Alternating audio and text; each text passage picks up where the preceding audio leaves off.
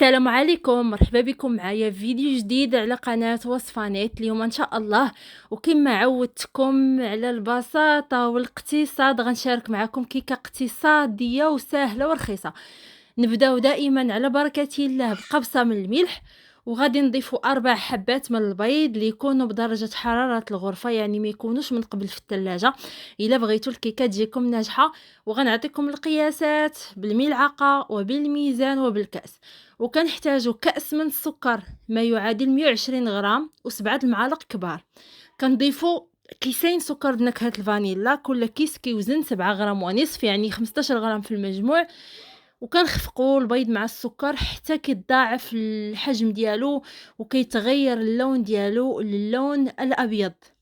لذلك قلت لكم البيض يكون بدرجه حراره الغرفه باش يتخفق ولا يولي على هذا الشكل بسرعه. صافي شوفوا القوام كيفاش كيولي قوام ثقيل.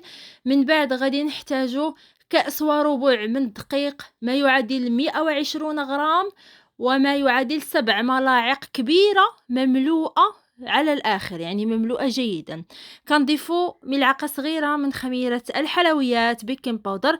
الخميرة كناخدو منها ملعقة صغيرة وكنخلطوها مع الدقيق. هذاك الكيس ما كنستعملوش بالكامل، تقريبا كنستعملو النصف ديالو.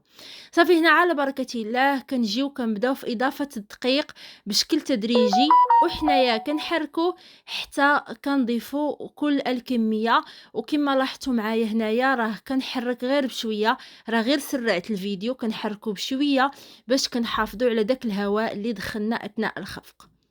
صافي هنايا غادي نبقاو نخفقوا حتى كيدخل. من بعد غادي نعملوا اي اطار عندكم مفروش بورق الطبخ. انا دهنته بالقليل من الزيت، وكذلك الاطار دهنته من الجوانب بالزيت.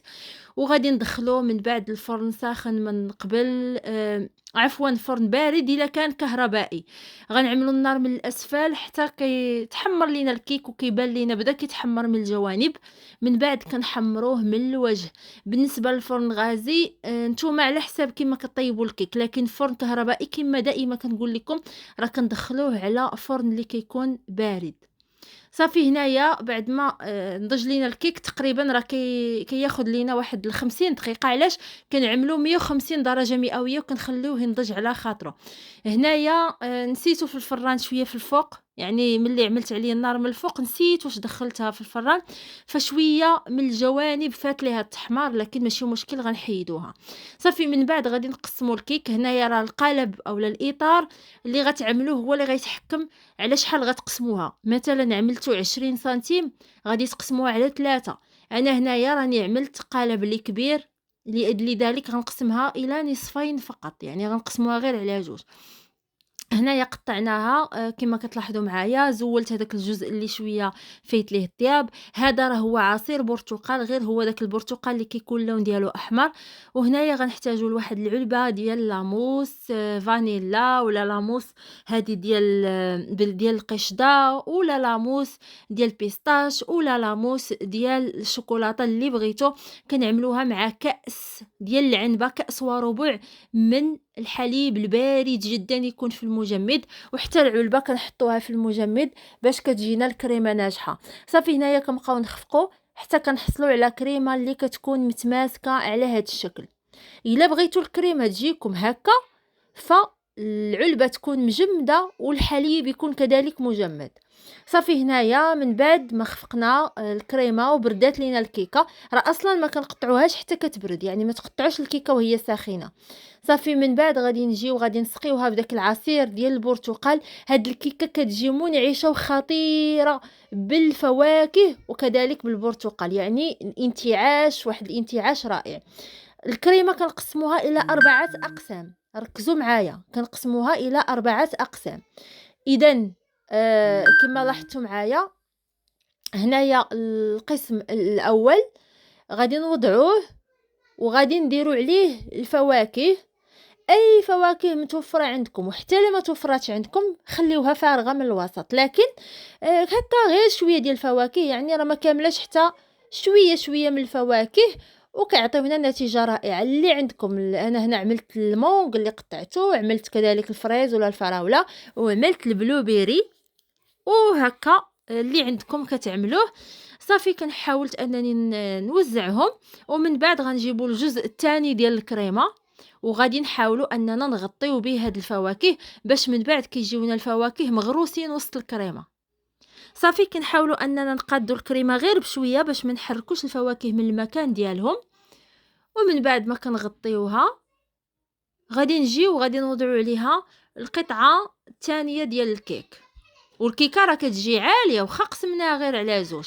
صافي هنايا كنجيو على بركه الله وكنسقيوها كذلك جيدا بهذا الخليط ديال العصير ديال البرتقال. سقيوها جيدا جيدا من الاسفل، وكذلك من عملت العصير ديال 3 ديال البرتقالات تقريبا. صافي هنايا كنقادو الجوانب، غادي نشارك معكم حتى كيفاش كنقادو. ومن بعد كنبداو نضيفو، شوفوا كنبداو نضيفو الكريمه شويه بشويه، ها كنضيفو كميه ونوزعوها، ونضيفو كميه اخرى ونوزعوها. مهم كنبقاو حنا غاديين حنا كنضيفو غير بشويه بشويه حتى غنكملو الجوانب بالكامل.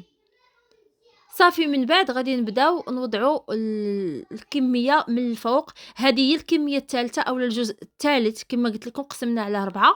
الا بغيتوا تنقصوا شويه من هذيك اللي عملتوا في الحشوه نقصوا شويه باش يكفاكم التزيين، لكن راها بالعموم راها كافيه. الجوانب ما كنديروش ليهم بزاف، غير يتغطاو. مهم غير باش لاننا غنزينوهم من بعد، غير باش يتغطاو يعني يتغطى الجوانب ديال الكيك.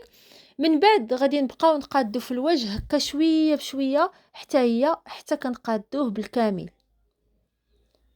صافي بعد ما قديناها من الوجه وكذلك الجوانب غادي نعملوا ليها الكاوكاو كونكاسي ولا لوز كونكاسي ولا لوز فيلي ولا كاوكاو فيلي اللي عندكم. انا عملت كاوكاو فيلي، راه الثمن ديالو كيكون رخيص، اللي حمرناه في المقلاة. صافي كنعملوه على الجوانب، يعني الجوانب ما تعملوش ليهم بزاف ديال الكريمه لاننا اصلا غنغطيوهم. ومن هنا الكميه الرابعه والاخيره ديال الكريمه هي اللي غادي نزينوا بها الوجه ديال الكيك. صافي من بعد غادي نزينو كذلك بالفواكه من الفوق. الفواكه كذلك اللي عندكم، طبعا راه الفواكه كنغسلوها، راه شي حاجه باينه كنمسحوها من الماء يعني تكون جافه. وصافي كنبقاو نوضعوا بشكل عشوائي، لكن ماشي عشوائي 100%. مهم مثلا حنا وضعنا المونغ غنوضعوه في الجهه المقابله. صافي كنبقاو غاديين هكا هكا حتى كنوضعوا كل الفواكه اللي عندنا. صافي كنتمنى ان الطريقه تكون واضحه. هنا غير بغيت نشارك معكم اللقطه بالكامل باش الاخوات المبتدئات ملي زعما يحضروها تجيهم اولا يشوفوا كلشي على عينيهم. صافي هنايا خديت الناباج اللي سخنته على النار وخليته حتى برد، يعني ما تعملوش هو ساخن غيذوب لكم الكريمه. صافي كنبداو اننا ندهنوا الفواكه باش كيجيو هكا كتجي فيهم ديك اللمعه، يعني كيجيو لامعين. وما تبقى غادي نفرغوه في الوسط باش تجينا الكيكه مفينيه ومقاده. ومن بعد راه حنا غادي نقادوه، غادي نوريكم الطريقه باش غنقادوه في الوسط. كنبقاو هكا بملعقه، عفوا اللقطه راه تحدفات ليا، ملعقه كنبقاو نوزعوه فيه غير من الفوق حتى كيتقاد. صافي هنايا كتكتبوا اللي عندكم، مبروك النجاح، مبروك الخطوبه، مبروك على حساب نتوما المناسبه اللي حضرتوا فيها الكيك. وصدقوني هاد الكيكه كتجي خطيره في المذاق، رائعه منعشه سهله اقتصاديه بسيطه، الاهم انها سريعه في التحضير. شكرا على حسن المتابعه. غادي نقطع لكم قطعه باش غادي تشوفوا معايا الشكل ديالها من الداخل، وما نعاود لكمش المذاق كيفاش دايره، ما نتناقشوش فيه. كيكه منعشه مسقيه بالبرتقال وفيها الفواكه، يعني المذاق ديالها يا سلام، الانتعاش رائع. وما تنسوش اخواتي تشجعوني في التعليقات، وما بقى لي الا نقول لكم استودعكم الله الذي لا تضيع ودائعه، والسلام عليكم.